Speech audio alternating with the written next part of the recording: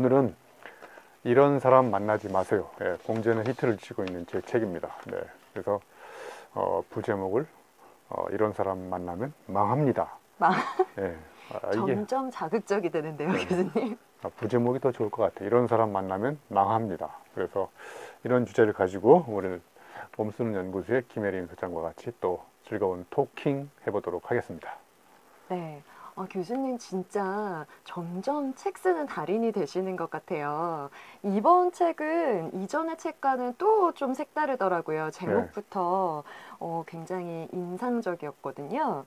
보통은 이렇게 해라, 뭐 이런 게 좋다라는 제목들이 책의 제목으로 많이 붙는데 네. 이번에는 부정적으로 이런 사람 만나지 마세요 라는 제목을 붙여주셨어요. 네.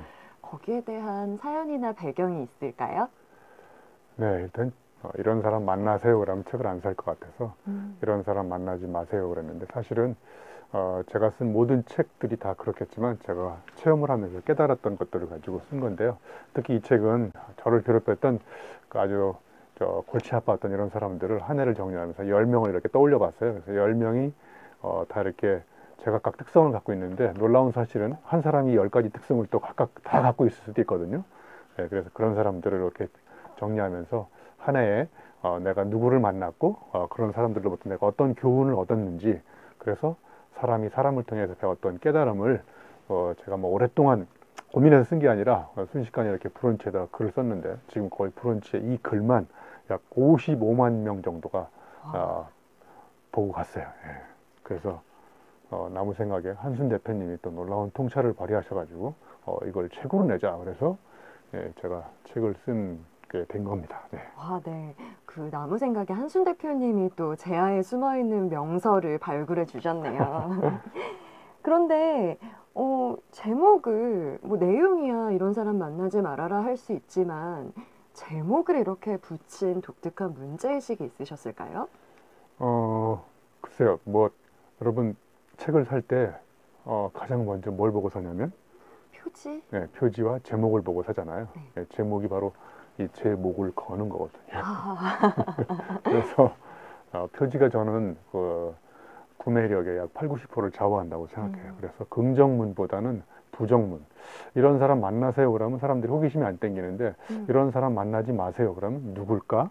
혹시 내가 아닐까? 이렇게 호기심이 땡기거든요. 그래서 내용상 부정적인 내용은 아니고요. 제목이 이제 부정적이다 보니까 사람들이 이 책이 부정적이진 않을까? 그래서 아마 조금 우려를 할 수도 있는데 교수님께서도 네. 지금 계속 제목은 따로 있고 완전히 그 안에 담긴 내용은 또 색다른 무언가가 있다라고 계속 티저를 살짝살짝 남기시고 계시거든요. 네, 교수님께서는 이 책을 통해서 독자들에게 어떤 이야기를 해주시고 싶으셨는지 한 두세 가지 정도 예를 들어 주시면 독자들에게 길잡이가 될 수 있을 것 같아요. 뭐 책마다 하고 싶은 내용이 너무 많지만 메시지가 너무 많지만 이 책을 한마디로 얘기하면 내가 만나는 사람이 나다 이거예요. 예, 그러니까 오늘의 나는 내가 누구를 만났는지가 따라서 내가 결정되는 거예요. 예, 그래서 나를 바꾸는 가장 확실한 방법은 내가 만나는 사람을 바꾸는 것이다. 그래서 어떤 사람 또는 어떤 책과의 우연한 만남이 그 사람의 운명을 바꾸거든요. 그래서 우리 주변에 있는 많은 사람들을 보면 사람 잘못 만나서 운명이 바뀐 사람도 있고요. 사람 잘 만나서 운명이 또 긍정적으로 바뀐 사람도 있거든요. 그러니까 사람이 사람을 만났을 때 저는 어떤 혁명이 일어난다고 생각해요. 네. 그래서 이 책도 우리가 내가 누구냐 그러면 네가 누구를 만나왔는지를 알면 나를 알아볼 수 있다. 이런 메시지를 강조하려고 쓴 책입니다. 네. 말씀을 듣고 보니까 저는 과연 주변 사람들에게 좋은 사람이었던가라는 생각을 해보게 돼요. 그리고 관계에 대한 책임감도 좀 생기는 것 같고요. 네. 이런 사람 만나지 마세요. 책을 쭉 읽어보다 보니까요. 네. 가장 핵심은 또 이렇게 만나지 말아야 될 사람이 누구냐 이에 대해서 정확히 아는 게 또 중요할 것 같더라고요. 어떤 사람이 이런 사람이에요, 교수님? 네, 이걸 다 가르쳐주면 여러분들이 책을 안 살 것 같은데 제가 이 10명을 구상할 때 세 글자씩 이름을 써가지고 이렇게 붙였어요. 만나지 말아야 될 첫 번째 사람은 누구냐면 일단 귀마가. 네. 그러니까 누군가 얘기를 들을 때 이렇게 귀를 열고 들어야 되잖아요. 그런데 귀를 막는 사람이 있어요. 귀를 막고 잘 안 듣는 사람. 그래서 제가 이런 말도 했거든요. 내가 귀하게 대접받으려면 귀를 기울여야 된다. 아, 그래서 우리가 경청이란 말도 하잖아요. 네. 경청 앞에 또 적극적 경청이라고 하잖아요. 그 남의 이야기를 잘 들어주는 사람, 그 사람이 이제 액티브 리스너, 영어로 액티브 리스너인데 저는 이 리더의 L자하고 액티브 리스너의 L자하고 저는 같은 사람이라고 생각해요. 아, 그러니까 진짜 우리 사회를 이끌어가는, 한 공동체를 이끌어가는 리더는 남의 이야기를 잘 듣는 사람인데 잘 듣지 않고 귀를 막아버리는 사람이 있어요. 예, 그러니까 이제 잘 들리지 않잖아요. 예, 그러니까 이제 잘 들리지 않기 때문에 귀를 막아버렸기 때문에 후속적으로 이어지는 또 이런 사람 만나지 말아야 될 사람들이 계속 예, 탄생하는 것 같아요. 그래서 첫 번째 만나지 말아야 될 피해야 될 사람 예, 귀마가입니다. 네. 네. 예. 아, 정말 생각만 해도 너무 답답한 것 같아요. 그런 사람과 대화를 나눌 수는 없을 것 같은데, 두 번째 사람으로 교수님, 필요한 이렇게 이름을 네. 적어주셨더라고요. 근데 우리가 살면서 꼭 필요한 사람은 만나야 될 사람인 것 같은데, 이 필요한은 좀 다른 의미인가요? 네. 그러니까 여러분도 많이 경험해 보셨겠지만 누군가가 몇 년 전 소식이 끊겨 있다가 갑자기 필요할 때 장문의 메일을 보낸다든지 문자 메시지를 보낸다든지 갑자기 느닷없이 전화를 하는 경우가 있거든요. 그럴 때 그 사람이 갖고 있는 이제 목적은 뭔가 부탁하려고 하는 거죠. 그러니까 사람과 사람 사이에 부탁하는 게 그렇게 나쁘지는 않지만 이 문제는 뭐냐면 필요할 때만 나타나요. 그리고 자기가 필요할 때만 나타나고 자기가 필요를 충족시키면 또 이제 사라져 버려요. 네. 예, 그래서 저는 이런 사람들한테 장문의 메일이 올 때 제가 대응하는 방법이 있어요. 뭐라고 얘기하냐면 필요할 때 연락하면 필요한 걸 얻을 수 없습니다. 아, 자, 이런 관계 속에서 우리가 배울 수 있는 인간관계의 교훈은 끊임없이 평상시에 이해타산과 관계없이 인간관계에 대한 맥을 이어가는 사람들이 필요할 때 예? 갑자기 연락을 해도 발벗고 나서서 이렇게 도와주는 거거든요. 근데 우리 사회의 가장 심각한 문제는 뭐냐면 자기 이익만 딱 챙기고 이익과 목적이 달성되면 관계를 또 끊었다가 필요할 때 또 나타나고 그럼 당연히 그 부탁을 받는 사람 입장에서는 별로 안 좋은 인상을 갖고 있겠죠. 예. 그쵸. 우리도 관계에 물을 주고 양분을 주고 마치 식물을 기르듯이 정성을 쏟아야 하는데 필요할 때만 열매만 뚝 따먹고 가면 그 나무는 죽어버리는 것처럼 네네. 네, 꼭 필요한 사람은 또 멀리해야 될 그런 사람일 것 같아요. 세 번째 반면교사는 나쁜 놈이에요. 발음이 너무 귀여운 것 같아요. 네. 나쁜 놈. 예, 이 발음을 잘해야 되는데요. 근데 하여튼 같은 사람이에요. 나뿐인 사람을 나만 생각하는 사람, 나뿐인 사람을 나쁜 놈이라고 그러고 그런 사람이 이제 나쁜 놈이죠. 그쵸. 이 아이디어는 제 오리지널 아이디어가 아니고요. 이회수 작가님이 어딘가에서 이런 말을 했어요. 나만 생각하는 사람이 바로 나쁜 놈인데 그 사람이 바로 더불어 그 주변에 있는 사람들을 생각하지 않고 오로지 자기만 생각하는 사람이 있어요. 그러니까 세상은 인간관계를 우리가 통틀어서 이야기를 해보듯이 항상 관계 속에서 우리가 타자의 아픔들을 이렇게 긍휼감을 가지고 측은지심을 가지고 돌보고 그래야 되는데 이 나쁜 사람은 오로지 자기만 생각하는 거예요. 자기 이익만 생기고 이익만 챙긴다든지 그래서 결국은 내가 얻은 이익도 다른 사람으로부터 생겼던 것이라고 이렇게 생각할 때 인간관계는 보다 더 바람직한 방향으로 발전하는데 항상 모든 걸 자기 중심으로 생각하는 거죠. 그러니까 이제 이 세상에 나만 존재하는 거예요. 유아독존. 그러니까 나뿐인 생각을 갖고 있죠. 그러니까 이제 그 나뿐이 발음이 약간 바뀌어가지고 나쁜 놈으로 바뀌는 것 같아요. 네. 네. 또 참 나쁜인 사람은 그렇게 외롭게 살 수도 있는데 그걸 모르는 거죠. 네, 모르죠. 네. 네 번째 반면교사는 자랑질이에요. 네. 딱 봐도 이 사람은 멀리해야 될 것 같아요. 네. 여러분들 경험을 많이 해보셨겠지만 이렇게 만나면 자기 과시를 계속하는 사람이 있어요. 자기 자랑을 계속하는 사람. 자기 과시를 하면요, 저는 무시해버립니다. 그래서 과도하게 자기 거를 계속 이야기하면 빨리 눈치채고 그만둬야 되는데 그걸 눈치 못하고 계속 이야기하는 사람이 있어요. 그래서 과시하면 무시당하는데 우리가 여기서 꼭 생각해야 될 거는요. 내 생각도 틀릴 수 있다는 전제를 가지고 이야기를 해야 되는데 이 사람은 그렇지 않아요. 내 생각은 절대적으로 옳은 것이다. 그래서 여러분들은 나를 따라야 된다. 예. 이런 것들이 대표적으로 이제 우리 꼰대들의 발상인 거고 아나무인의 자세인 거죠. 그래서 항상 열린 마음으로 내 생각도 틀릴 수 있구나. 네 생각도 이런 일리가 있구나. 이렇게 서로 이렇게 인정해주고 존중해줘야 되는데 이 사람은 오로지 자기 생각만 강조하고 나를 따르라 자기 생각만 계속 강조하다 보니까 주변에 이제 사람이 없어지는 거죠. 예. 뭐 자기 말이 맞다라고 확신을 가지는 것의 가장 위험함은 내가 내일 오늘보다 더 발전할 수 있고 그래서 오늘의 생각이 내일의 생각과 또 다를 수 있다라는 거를 좀 무시하는 건 것 같은데요. 네. 네, 늘 끊임없이 배우고 성장하는 사람은 또 이렇게 겸손함도 배워야 된다라는 메시지를 주신 것 같아요. 네네. 네, 다섯 번째 반면교사는 과격합니다. 입 닥쳐. 네. 이 뭔 이야기를 할 때마다 이제 귀마가하고 어떤 사람이 귀를 막는데 이 사람은 이제 입을 닥쳐버려요. 네? 그래서 정말 그 수많은 문들이 많은데 그 꼭 왜 말문을 막는지 모르겠어요. 그 모든 이야기들은 다 일리 있는 이야기들이거든요. 예. 그러니까 일리 있는 이야기들을 잘 들어봐야 되는데 이걸 듣지 않고 그냥 말문을 탁 막아버리는 순간 숨이 막히고 그러면 이제 상대방 입장에서는 말문을 막혀버렸기 때문에 그 사람을 더 이상 만나려고 하지 않은 거죠. 그래서 우리 주변에 이 말문을 막는 사람 정말 만나지 말아야 돼요. 대표적인 위험 중에 한 사람이라고 생각해요. 네, 뭐 디자인 띵킹에서도 말하듯이 모든 아이디어는 처음에는 어설프다라고 얘기를 해요. 네. 그런데 처음에 나오는 말부터 어설프다는 이유로 입 닥쳐 하면 결코 좋은 아이디어로 다듬어질 수 없다라는 말이 생각이 나는데요. 네. 네, 그렇게 입 닥쳐는 새로운 아이디어의 싹을 또 자르는 그런 반면교사인 것 같습니다. 여섯 번째 반면교사는 옛날에네요. 네. 그러니까 이 사람의 특징은 현재도 미래도 없고요. 오로지 만나면 과거 이야기를 하는 사람이 있어요. 그래서 제가 늘 강조하지만 꼰대는 과거를 지향하지만 리더는 미래를 지향하거든요.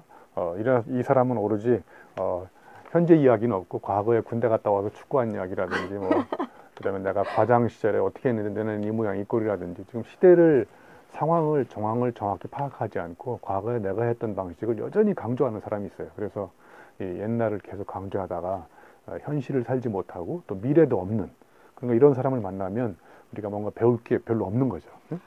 사실 이제 과거에서도 배울 수 있겠지만 그 사자성어 중에 수주대토 이런 말이 있거든요. 토끼가 이렇게 나무 밑에 와서 전속력으로 나무 밑에 와서 부딪혀 죽어요. 그러면 이제 이 농부가 농사를 때려치우고 그 토끼가 다시 올 걸 전제하고 이렇게 쳐다보고 있거든요. 이게 무슨 이야기냐면 과거에 성공했던 체험을 상황이 판이하게 바뀌었음에도 불구하고 또 다른 상황에 반복해서 적용하려고 하는 인간의 어리석음을 수주대토라고 하거든요. 그러니까 옛날에 이런 사람들이 자주 걸리는 병이 수주대토라는 병이에요. 예. 자, 일곱 번째 반면교사는요. 익숙한이에요. 네. 말 그대로 익숙한 세계에서 벗어나지 않고 현실에 안주하는 사람이에요. 그래서 뭔가 이렇게 미래를 향해서 미지 세계에 도전하고 그리고 도전하면서 새로운 걸 배우는 이런 사람들이 아니라 현실에 얽매여 가지고 타성에 젖어 사는 사람이잖아요. 타성에 한 글자만 밑에 니은이 붙으면 탄성이 되잖아요. 네? 그러니까 현실에 안주해서 한탄하고 막 한심스럽게 살아가는 이런 타성에 젖은 고정관념과 통념에 젖어 사는 사람보다 항상 현실을 벗어나서 여기에서 저기로 미래를 향해서 미지 세계에 도전하면서 감탄하고 정말 탄성을 지니는 사람 이런 사람들을 만나야 되는데 그 반대 방향에 있는 사람들 이런 사람들은 정말 회피해야 될 경계 대상의 1호 인물이라고 생각해요. 네. 여덟 번째 반면교사는요. 왜 읽어예요? 네. 사체산업혁명이 오면서 우리가 정말 책을 너무 안 읽잖아요. 네. 그래서 책을 읽지 않으면 이렇게 대책도 안 생기고 묘책도 안 생기고 책을 안 읽고 그냥 술책이나 막 저 이상한 그 책만 자꾸 강조하려고 하거든요. 그러니까 우리가 책을 안 읽는 거는 바빠서 못 읽는 게 아니라 안 읽어서 바쁜 것 같아요. 정말 우리가 책을 읽음으로 인해서 나와 생각이 다른 사람의 세계와 끊임없이 이 접속이 돼야 되는데 그래야 내 생각이 부실하고 이 정도 이렇게 한계가 있고 문제가 있다는 걸 알게 되는데 책을 안 읽으니까 그냥 자기 생각이 최고라고 생각하는 앞단에 얘기했던 그런 꼰대들이 나타나는 거예요. 그래서 끊임없이 나와 다른 생각의 세계에서 살아간 사람들이 쓴 책을 읽어야 내 생각에 이렇게 자꾸 낯선 접속이 생겨가지고 색다르게 생각하는 거예요. 그래서 저는 책은 거울이라고 생각해요. 예? 내가 뭔가 책을 읽어보니까 이 사람은 이런 놀라운 도전과 생각을 하고 있는 나는 이 모양 이 꼴이구나.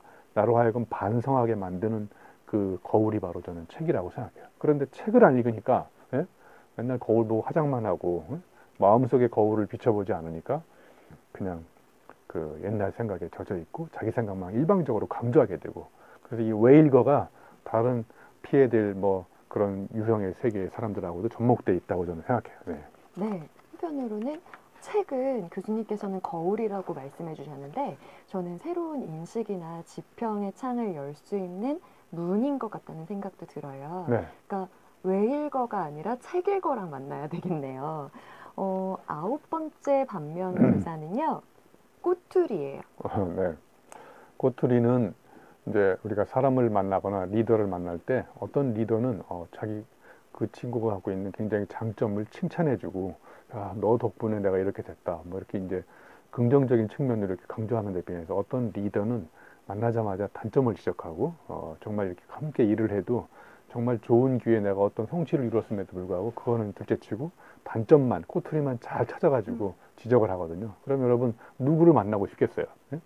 인간은 누구나 다 단점을 갖고 있거든요. 그런데 또 양면성으로 또 장점도 갖고 있습니다. 그러니까 저는 한 사람이 단점을 보완해가지고 장점을 만들기는 참 힘들거든요. 그러니까 누구나 다 단점을 갖고 있으니까 그 단점을 잘 커버해주고 또 그 단점을 다른 사람이 갖고 있는 장점과 이렇게 상쇄시켜서 우리가 일을 하면 되는데, 인간은 장점은 지적하지 않고 이 단점, 꼬투리만 잡아버리면 정말 이게 그 또 자주 만나고 싶지 않은 경계 대상의 인물로 떠오를 것 같아요. 네, 뭐 발전을 할 수 있게 해줘야 되는데 계속 뭐 반대를 위한 반대 혹은 뭐 단점을 위한 단점 이런 것들 지적하시는 분들은 습관적인 것 같기도 해요. 그래서 이 단점을 볼 때 리더가 가져야 될 끈 중에 하나가 이 질끈이에요. 질끈 눈 감아주고 네. 이런 리더가 만약에 부하 직원이나 팀원이 그걸 나중에 알았을 때 그 리더에 대해서 전폭적인 신뢰와 충성심을 발휘하겠죠. 네, 10번째 반면 교사는요, 저버림이에요. 네, 저버림은 예상을 했듯이 은혜를 입은 다음에 은혜를 내가 무슨 은혜를 입었는지조차도 기억도 못하고 그걸 까먹고 결초보은을 이게 자세를 가지고 자기가 은혜를 입은 사람한테 이렇게 베풀고 다시 미덕을 다시 되돌려주고 그래야 되는데 그것 자체를 받은지조차도 몰라요. 아, 진짜. 그리고 이제 아까 필요한처럼 나타날 때 이렇게 나타났다가 자기가 은혜를 입고 다시 도망가 버리고 그래서 이 은혜를 저버린 사람들을 계속 만나다 보면 그 사람도 결국은 다른 사람들한테 저버리게 돼 있어요. 그래서 은혜를 저버리면 본인도 저버림에 누구한테 당하게 되는. 그래서 저는 인간관계에서 가장 중요한 게 우리가 서로 미덕을 주고받는 거잖아요. 그리고 이렇게 내가 막걸리 대접처럼 이렇게 대접으로 상대방한테 이렇게 뭔가를 도와주기도 하고. 그런데 여러분 대접을 뒤집으면 접대가 되지 않습니까? 접대하지 말고 대접하시고 대접받은 만큼 또 다른 사람한테 또 이렇게 베풀면 우리 사회가 참 아름다운 사회가 될 것 같아요. 네. 그래서 우리 만나지 말아야 될 10가지 이런 사람을 알아봤습니다. 교수님, 사람과 사람이 더불어 만나서 좋은 시간들을 만날 수도 있지만 이렇게 관계가 어긋나서 고통받는 이런 독자들에게 혹시 해주고 싶은 말씀이 있다면 희망의 처방전 부탁드립니다.